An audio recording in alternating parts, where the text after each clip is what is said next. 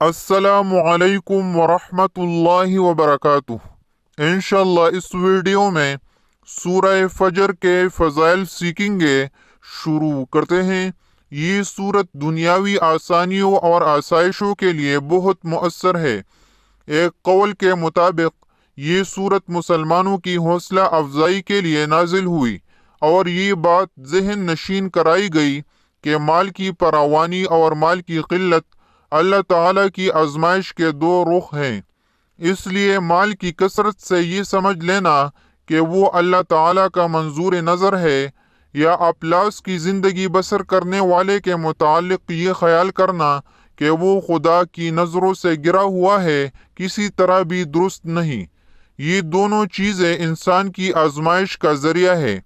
جس نے اس کی نعمتوں پر شکریہ ادا کیا اور مصائب میں صبر کا دامن نہ چھوڑا، وہ دربار خداوندی میں سرخرو اور کامیاب ہے۔ ایک روایت ہے کہ جو شخص سورہ فجر کو ذی الحجہ کے پہلے 10 دنوں میں پڑھے گا، اس کے تمام گناہ معاف کر دیے جائیں گے، اور اگر کوئی شخص اسے ذی الحجہ کا پورا ماہ پڑھتا رہے تو اللہ اسے قیامت کے دن خاص نور عطا فرمائے گا۔ جو شخص اس سورہ کو فجر کی نماز کے بعد روزانہ تلاوت کرنے کا معمول بنا لیتا ہے، اللہ اسے روحانی خوشی عطا فرماتا ہے۔ وہ دنیا کے غم اور تفکرات سے ہمیشہ بے غم رہتا ہے۔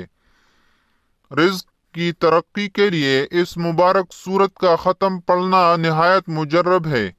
ترکیب ختم یہ ہے کہ 7 روزے رکھے جائیں، ہر روز 7 مسکینوں اور 7 یتیموں کو کھانا کھلایا جائے، اور 141 مرتبہ روزانہ 7 روز تک اس سورت کو ایک جگہ ایک مجلس میں پڑھا جائے۔ انشاءاللہ تعالی سارا سال روزی فراخ رہے گی۔ اس ویڈیو میں اتنا ہی۔ اللہ حافظ۔